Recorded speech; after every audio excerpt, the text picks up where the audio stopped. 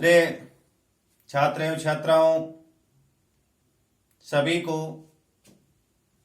नमस्कार। विवेकानंद स्कूल निमका थाना के ऑनलाइन क्लासेज में आप सभी का हार्दिक स्वागत है। प्रिय छात्रों, बायोलॉजी की ऑनलाइन क्लासेज में आपका लेसन 3 चल रहा था और लेसन 3 में आज अपन बीज का परिवर्धन, फल का परिवर्धन और पीढ़ी एकांतरण ये 3 पॉइंट क्लियर करेंगे। इन 3 पॉइंटों के बाद में लेसन 3 आपका कंप्लीट होगा। तो आज के जो पॉइंट है वो कौन कौन से हैं देखिए। आज है बीज का परिवर्धन, दूसरा पॉइंट है फल का परिवर्धन और एक है पीढ़ी एकांतरण। ये 3 पॉइंट है आपके इस लेसन 3 में। इनमें अपन देखेंगे कि फल कैसे बनता है, बीज कैसे बनता है और पीढ़ी एकांतरण कैसे पाया जाता है।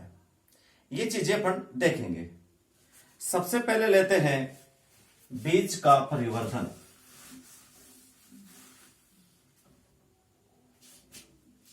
सबसे पहले लेते हैं अपन बीज का परिवर्धन या डेवलपमेंट ऑफ सीड। इसे कहते हैं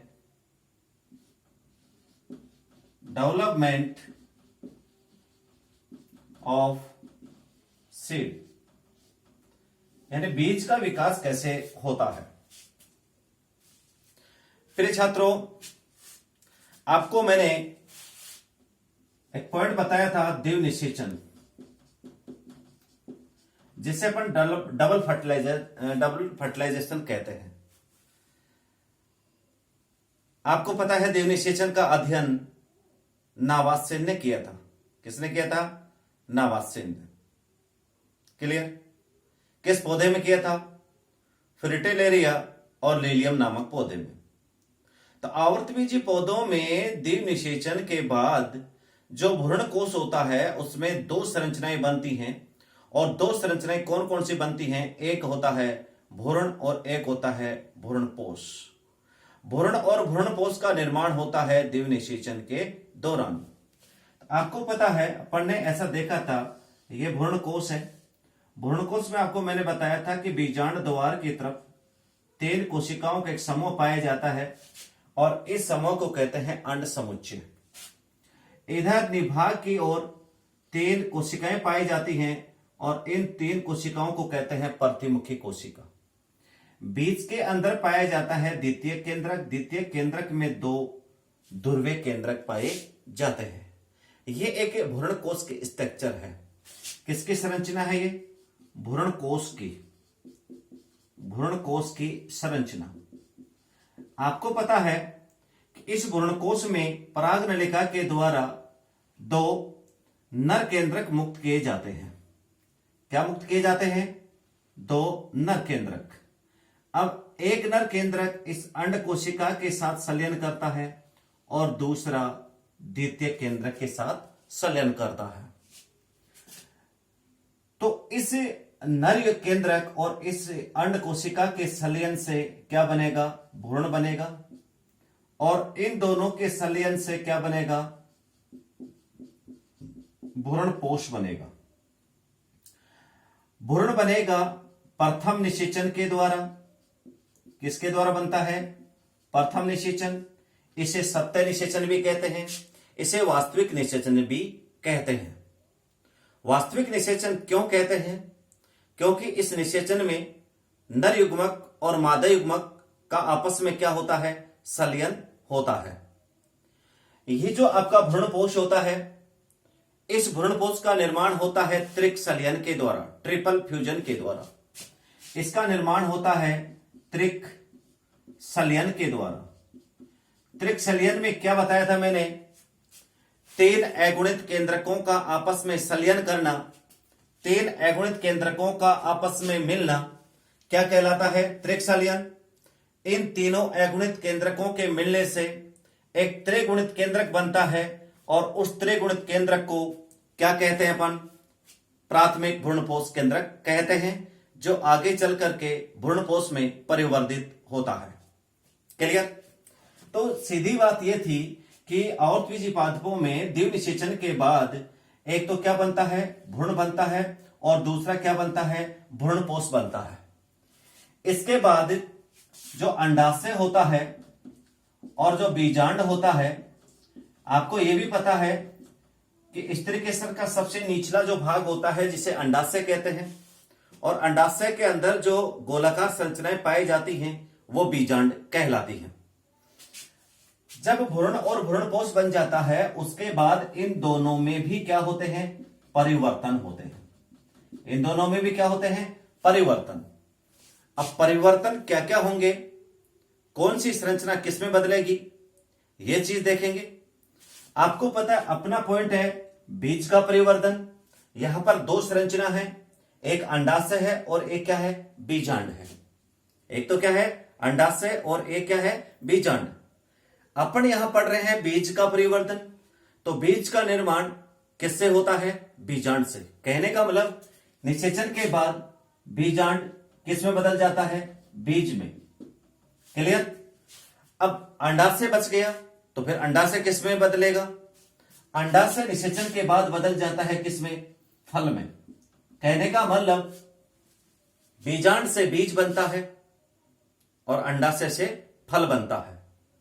अपने यहां दो पॉइंट यही थे, पहला पॉइंट था बीज का निर्माण, दूसरा पॉइंट है फल का परिवर्तन। तो यहां पर अपन पढ़ रहे हैं बीज का परिवर्तन, तो अपने देखेंगे कि आवृतबीजी पौधों में बीज का निर्माण होता है बीजांड से।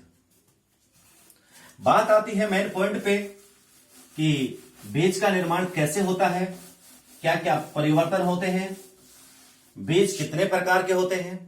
तो आपको पता है कि जो बीज होता है, जो सेड होता है, इस सेड का निर्माण किससे होता है, बीजांड से। किससे होता है प्यारे छात्रों, बीजांड से होता है। और बीजांड की यदि आप स्ट्रक्चर देखोगे तो बीजांड की ये स्ट्रक्चर होती है। बीजांड अपन पीछे पढ़ भी चुके हैं, बीजांड के टाइप भी पढ़ चुके हैं, बीजांड की संरचना पढ़ चुके हैं। ये जैसे बीजांड है, ये बीजांड का भ्रूणकोश है। भ्रूणकोश में ये तीन कोशिकाओं का समुच्चय है जिसे अपन अंड समुच्चय कहते हैं। ये इधर निभाग की ओर तीन कोशिकाओं का समूह है जिसे प्रतिमुखी कोशिका कहते हैं, और बीच में द्वितीय केंद्रक है। यहां पर इस भ्रूणकोश को कुछ आवरण ढके रहते हैं और ये आवरण चारों तरफ से इसको कवर किए हुए रहते हैं। यहां पर देखिए, यदि मैं नामांकन करूं तो चारों तरफ घेरने वाले जो स्ट्रक्चर होती है ये अध्यावरण होते हैं।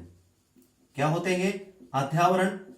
अध्यावरण में ये तो हो गया बाहरी अध्यावरण, और ये जो हो गया ये हो गया आंतरिक अध्यावरण। आंतरिक अध्यावरण, ठीक है। यहां पर ये होता है निभाग, ये संपूर्ण शरीर है, ये कहलाता है बीजांड काय। क्या कहलाता है ये, बीजांड काय।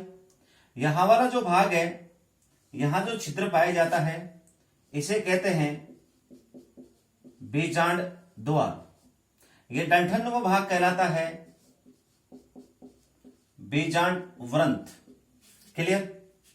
यहां पर ये क्या है, ये है द्वितीय केंद्रक। ये क्या है, प्रतिमुखी कोशिका। प्रतिमुखी कोशिका। और ये क्या है, ये है अंड कोशिका। क्या है ये, अंड कोशिका। और यहां क्या है, नाभिका। क्या है यहां, नाभिका। और एक यहां पर उभरी हुई संरचना होती है। यह जो उभरी हुई संरचना होती है यह कहलाता है हाइलम। क्या कहलाता है? हाइलम। क्लियर? ये एक बीजांड की स्ट्रक्चर है। इसकी संरचना है ये बीजांड की। आपको पता है ये जो बीजांड होता है ये किसमें बदलता है? बीज में। अब यहां पर बीज में कैसे बदलेगा, यानी बीजांड की कौन सी संरचना किसमें बदलेगी, ये चीज देखेंगे अपन। यहां पर मैं आपको समझाने के लिए इसके एक सारणी टाइप में बता दूंगा। मैं इसके छोटे छोटे पॉइंट बताऊंगा, क्योंकि इसमें कोई डिटेल से तो पॉइंट आता नहीं है बोर्ड में। यहां पर छोटे 1 नंबर के क्वेश्चन डालते हैं, तो मैं सीधे पॉइंट बताऊंगा। एक रफली आपको सरसरी तौर पे बता देता हूं एक बार। आपको पता है कि जब बीज का परिवर्तन होता है उस समय जो ये अध्यावरण होता है, ये अध्यावरण बदल जाता है बीजावरण में। किसमें बदल जाता है? बीजावरण में। यानी बीजांड के चारों ओर का जो अध्यावरण होता है वो बीज का आवरण बनाता है। कोई भी बीज होता है, बीज के चारों तरफ क्या पाया जाता है? आवरण पाया जाता है। इस आवरण का निर्माण किससे होता है? अध्यावरण से। आपको यह भी पता है कि अध्यावरण 2 हैं, एक बाहरी है तो एक आंतरिक है। तो इसका मतलब बीजावरण भी 2 भागों में बटा होगा। एक होगा बाह्य बीज चोल और एक होगा आंतरिक बीज चोल। बाह्य बीज चोल होता है वो टेस्टा कहलाता है, और आंतरिक जो बीज चोल होता है वो कहलाता है टैगमैन। कहने का मतलब बीजावरण 2 भागों में बटा होता है। एक होता है बाह्य बीज चोल, बाह्य बीज चोल, और एक होता है अंतः बीज चोल। जो बाह्य बीज चोल होता है इसे कहते हैं टेस्टा। क्या कहते हैं? टेस्टा। और अंतः को कहते हैं अपन टैगमैन। क्या कहते हैं? टैगमैन। क्लियर? और टेस्टा और टैगमैन दोनों मिलकर के और बीज का आवरण बनाते हैं। इसका मतलब कि बीज का आवरण किससे बना? अध्यावरण से। बाहरी अध्यावरण बनाएगा क्या? टेस्टा। और अंतः अध्यावरण या आंतरिक अध्यावरण बनाएगा क्या? टैगमैन। फिर उसके बाद में चलिए, जो आपका द्वितीय केंद्रक होता है, यह द्वितीय केंद्रक किसका निर्माण करता है? भ्रूणपोष का। किसका निर्माण करता है? भ्रूणपोष का। और ये किसके द्वारा करता है? ये त्रिकशल्यन के द्वारा। फिर चलिए अंड कोशिका। अंड कोशिका नर केंद्रक के साथ मिलकर के क्या बनाती है? भ्रूण। ये जो बीजांड होता है ये बनाता है बीजवरंत। क्या बनाता है? बीजवरंत। क्लियर? अब आपको पता है क्या क्या बच गया? एक बच गया निभाग, एक बच गया प्रतिमुखी कोशिका, एक बच गया नाभिका, एक बच गया हाइलम। ये जो भाग होते हैं इनमें कोई परिवर्तन नहीं होता, बल्कि धीरे धीरे क्या हो जाते हैं? नष्ट हो जाते हैं। एक यहां पर और बचा है बीजांड काय।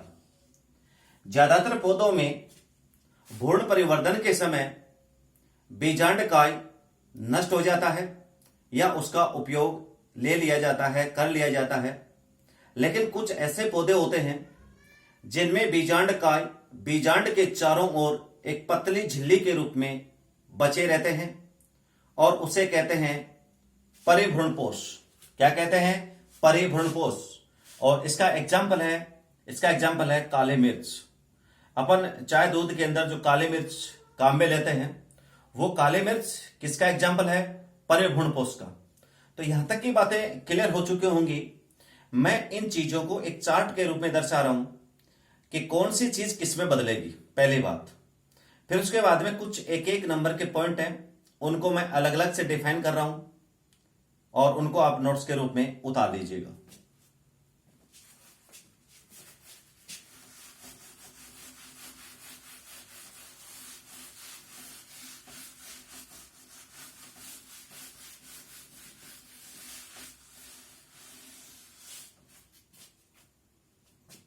देखिए, जैसे इसमें मैं लिख दूं बीजांड का भाग, यहां पर मैं लिखूं बीजांड का भाग, और ये बीजांड का भाग बीज के किस भाग का निर्माण करता है?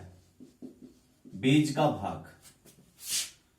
ठीक है, यहां पर सबसे पहले एक नंबर पे लेता हूं मैं बीजांड व्रंत।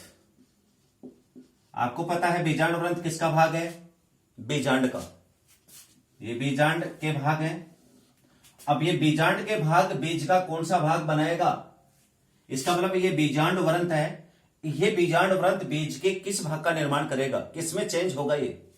तो ये बीजांड व्रंत बदल जाता है किसमें? बीज व्रंत में।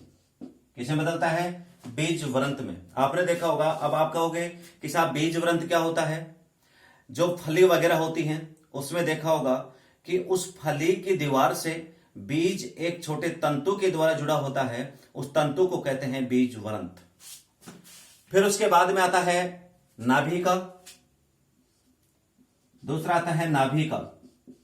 और नाभिका में ही रहेगी, इसमें कोई ज्यादा परिवर्तन नहीं होगा, या फिर ये धीरे धीरे क्या हो जाएगी? अफासित। अफासित का मतलब डीजेनरेट होना, नष्ट हो जाएगी। फिर तीसरा है बीजांडकाय। बीजांडकाय, आपको पता है बीजांडकाय भी किसका भाग है? बीजांड का। रिपीट कर रहा हूं मैं, बीजांड के शरीर का अधिकांश भाग मर्दोतकी कोशिकाओं का बना होता है, और इन मर्दोतकी कोशिकाओं से बनी हुई जो संरचना है, जो भाग है, वो क्या कहलाता है? बीजांडकाय। काय का मतलब होता है बॉडी, बॉडी का मतलब होता है शरीर, यानी बीजांड का शरीर। और बीजांड का शरीर कौन सी कोशिकाओं से बना होता है? मर्दोतकी कोशिकाओं से, पैरेंकाइमल सेल से बना होता है, जो जीवित कोशिकाएं होती हैं।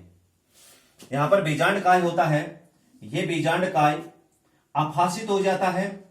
मैंने बताया ज्यादातर पौधों में इसका उपयोग कर लिया जाता है, इसको काम में ले लिया जाता है, लेकिन कुछ ऐसे पौधे हैं जिनमें बीजांडकाय अवशेष के रूप में बचा रहता है, और वो जो बचा हुआ बीजांडकाय होता है वो कहलाता है परिभ्रूणपोष। क्या कहलाता है? परिभ्रूणपोष। और परिभ्रूणपोष का मैंने अभी एग्जाम्पल बताया था आपको, काली मिर्च। तो ये कह सकते हैं ज्यादातर पौधों में अफासित होगा, या कभी कभी ये किसे बदल जाएगा? परिभ्रूणपोष में। किसे बदल जाएगा ये? परिभ्रूणपोष। और यही मैं परिभ्रूणपोष का एक एग्जाम्पल लिख देता हूं, काली मिर्च। एग्जाम्पल लिख देता हूं मैं, काली मिर्च। ठीक है, कंपटीशन लाइक पर्सन है, आपको पूछ ले कि काली मिर्च किसका उदाहरण है? काली मिर्च किसका एग्जाम्पल है? परिभ्रूणपोष का। आपको 3-4 फलों के नाम दे दे और ये पूछे कि निम्न में से परिभ्रूणपोष का एग्जाम्पल है, क्या है? काली मिर्च। उसके बाद में आता है अध्यावरण। अध्यावरण जिनको इंटेगुमेंट कहते हैं। अध्यावरण आपको पता है बीज का आवरण बनाता है। किसका निर्माण करता है? बीज का आवरण, जिसे क्या कहते हैं? बीजावरण। और बीजावरण आपको पता है 2 भागों में बटा होता है, एक होता है टेस्टा और एक होता है टैगमेन। तो एक तो होगा टेस्टा और एक क्या होगा? टैगमेन। क्लियर? फिर उसके बाद में आता है भ्रूणपोष। क्या आता है? भ्रूणपोष। भ्रूणपोष, चलिए भ्रूणपोष नहीं आएगा ये।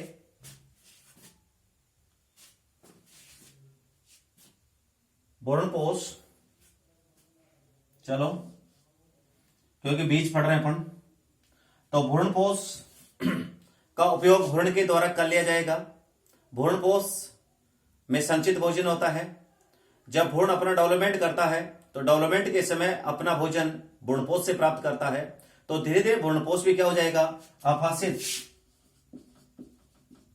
क्या हो जाएगा? अफासित। छठवां, और छठवां क्या है? छठवां है एक तो प्रतिमुखी कोशिका और एक सहायक कोशिका। प्रतिमुखी कोशिका और सहायक कोशिका ये भी क्या हो जाएंगी? अफासित। क्या हो जाएंगी? अफासित। फिर उसके बाद में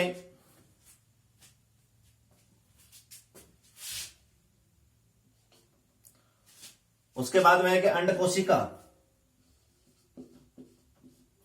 अंड कोशिका और अंड कोशिका नर केंद्रक के साथ मिलकर के क्या बना देगी? भ्रूण। इसी प्रकार से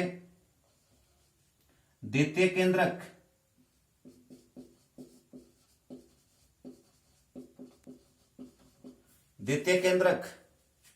और द्वितीय केंद्रक में दो ध्रुवीय केंद्रक पाए जाते हैं जो नर केंद्रक के साथ मिलकर के और क्या बनाते हैं? प्राथमिक भ्रूणपोष केंद्रक। और वो आगे चल करके किस में बदलता है? भ्रूणपोष में।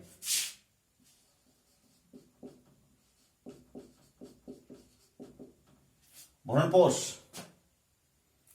क्लियर? इस प्रकार से बीजांड की कौन सी संरचना किस संरचना में बदलेगी, या बीजांड की कौन सी संरचना बीज के किस भाग का निर्माण करेगी, ये इस 60 के अंदर मैंने दर्शाए हैं। तो कई बार एग्जाम में या कंपटीशन में सारणी टाइप में देता है, इधर कॉलम फर्स्ट देगा, इधर कॉलम सेकंड देगा और आगे पीछे कर देता है इन सेकंड कॉलम वालों को, और ये पूछेगा कि कौन सी संरचना किस में बदलती है या कौन सी संरचना से कौन सी संरचना बनती है। तो ये याद कर लीजिएगा, ये कौन सी संरचना, ये जो भाग है ये बीजांड के भाग हैं। अब आपको पता है बीजांड किसमें बदलता है? बीजांड किस में बदलता है? बीज में। तो बीज में बदलता है, इसका मतलब बीजांड के भाग भी किस में बदलेंगे? बीज के भाग में बदलेंगे। यहां तक की बातें क्लियर हो चुकी होंगी। इसके बाद कुछ ऐसे पॉइंट हैं जो एक एक नंबर के क्वेश्चन के रूप में आने की संभावना रहती है, वो देखते हैं।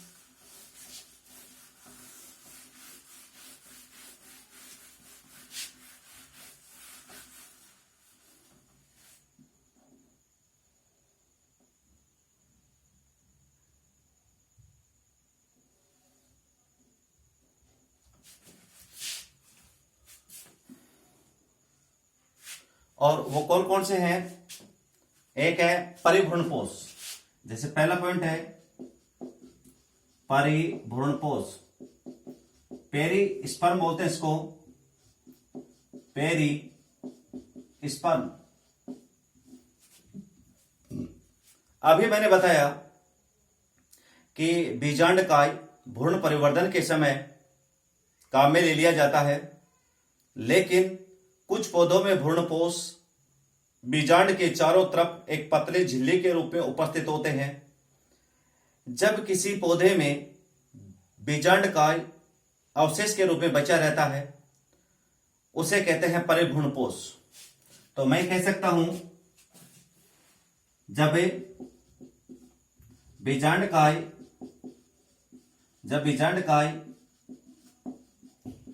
बीजांड के चारों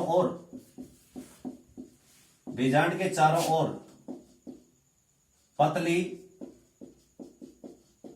झिल्ली के रूप में पाया जाता है तो उसे परिभ्रूणपोष कहते हैं। क्या कहते हैं? परिभ्रूणपोष। यह तो होगी इसकी डेफिनेशन। अब इसका एग्जाम्पल क्या है? इसका एग्जाम्पल है काले मिर्च। क्या है? काले मिर्च। काले मिर्च में देखा होगा कि काले मिर्च के अंदर ऐसे झुर्रियां सी पड़ी हुई होती हैं बाहर की तरफ। तो ये जो टेढ़ी मेढ़ी झुर्रियां होती हैं ये किसकी बनी होती हैं? ये बीजांड काय की बनी होती हैं। फिर उसके बाद में दूसरा पॉइंट आता है एरिल। ये तो परिभ्रूणपोष हो गया। दूसरा आता है एरिल। किसे कहते हैं? एरिल। कुछ पौधों में बीजांड के चारों ओर मांसल संरचना पाई जाती है, गुद्देदार संरचना पाई जाती है, और उस मांसल या गुद्देदार संरचना को भोजन के रूप में खाया जाता है, यानी खाने योग्य भाग होता है वो। तो उस मांसल संरचना को क्या कहते हैं? अपन एरिल कहते हैं। और इसका एग्जाम्पल है लीची में जो खाने योग्य भाग होता है वो एरिल होता है। तो एरिल का मतलब होता है बीजांड के चारों ओर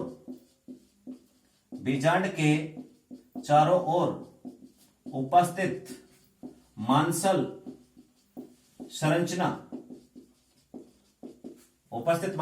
को क्या कहेंगे? अपन एरिल कहेंगे। और एरिल का एग्जाम्पल क्या होगा? इसका एग्जाम्पल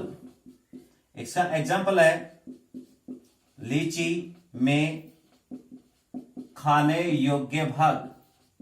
लीची खाई होगी आपने, उसमें देखा होगा कि लीची को छीलते हैं और फिर उसको खाते हैं तो अंदर गुठली आती है और बाहर गुद्देदार संरचना होती है, रसदार संरचना होती है। जो उस लीची के अंदर जो बाहर रसदार संरचना होती है वो मांसल संरचना क्या कहलाती है? एरिल कहलाती है। क्लियर? आपको प्रश्न इस प्रकार से भी पूछता है कि लीची में खाने योग्य भाग होता है, तो लीची में जो खाने योग्य भाग होता है वो क्या कहलाता है? एरिल, या एरिल प्रकार का फल पाया जाता है लीची। क्लियर? उसके बाद में इसी में पॉइंट है, एक है कैरेंकल, अगला तीसरा पॉइंट है कैरेंकल।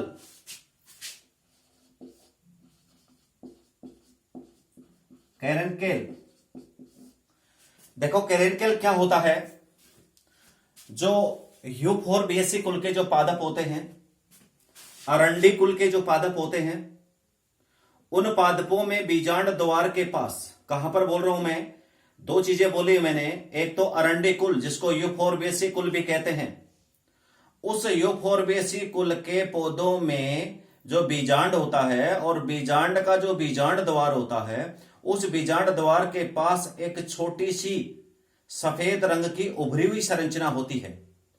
उस सफेद रंग की उभरी हुई संरचना को क्या कहते हैं? अपन कैरेंकल कहते हैं। और आपने देखा होगा कि जो अरंडी होती है, अरंडी का जो सीड होता है, बीज होता है, उस बीज के जो नुकीले जो भाग होता है, उस भाग पे देखना एक सफेद कलर का धब्बा सा मिलेगा आपको, धब्बेदार संरचना मिलेगी, और उस सफेद रंग की धब्बेदार संरचना को क्या कहते हैं? कैरेंकल। और तो कैरेंकल नामक जो संरचना होती है, ये संरचना कौन से कुल के पौधे में पाई जाती है? ये पाई जाती है यूफोरबिएसी। किसमें पाई जाती है? यूफोरबिएसी कुल के पौधों में। और इसे ही कौन सा कुल कहते हैं? अरंड कुल कहते हैं। और जनरली भाषा में अपन कहते हैं जो इंडोले आती है, उस इंडोले का जो बीज होता है, उसमें देखना आप कभी निकाल के उस बीज को अगर खोल के देखोगे तो उसमें एक सफेद कलर की धब्बेदार संरचना दिखाई देती है, वो धब्बेदार संरचना कहलाती है क्या? कैरेंकल। क्लियर? फिर एक और आता है, तो ध्यान रखना 3 पॉइंट हो गए, परिभ्रूण कोष हो गया, एरिल हो गया, कैरेंकल हो गया। तो ये एक एक नंबर के पॉइंट आते हैं। अब चौथा जो पॉइंट आता है वो ये है, और वो है ओपर्कुलम। ओपर्कुलम क्या नाम है? ओपर्कुलम। देखिए ये ओपर्कुलम नामक जो संरचना होती है वो सामान्यतः एक बीजपत्री पादपों में पाई जाती है। किसमें पाई जाती है? एक बीजपत्री पादपों में। तो एक बीजपत्री जो पादप होते हैं, जैसे एक बीजपत्री पादप कौन से होते हैं? जैसे बाजरा है, गेहूं है, मक्का है, ये सारे क्या हैं? एक बीजपत्री। इन एक बीजपत्री पादपों में जो बीजांड द्वार होता है, उस बीजांड द्वार के पास एक पलग नुमा संरचना पाई जाती है, ढक्कनदार संरचना पाई जाती है, और उस ढक्कनदार संरचना को क्या कहते हैं? ओपर्कुलम कहते हैं। तो इस प्रकार से 4 पॉइंट थे आपके, जो एक एक नंबर के क्वेश्चन में कई बार डाल देता है। चारों पॉइंट मैंने आपको अलग अलग बता दिए, उसके एग्जाम्पल भी मैंने बता दिए हैं। क्लियर? यहां तक की बातें क्लियर हो चुकी होंगी। अब पॉइंट आता है कि बीज में भ्रूणपोष पाया जाता है और भ्रूणपोष में संचित भोजन पाया जाता है। अब भ्रूणपोष की उपस्थिति और अनुपस्थिति के आधार पर बीज 2 प्रकार के होते हैं। बीज कितने प्रकार के होते हैं? 2 प्रकार के। एक होता है अभ्रूणपोषी और एक होता है भ्रूणपोषी। बीज कितने प्रकार के बताए मैंने? 2 प्रकार के। किसके आधार पर बताया मैंने? भ्रूणपोष की उपस्थिति और अनुपस्थिति के आधार पर, कि बीज में भ्रूणपोष है या नहीं है।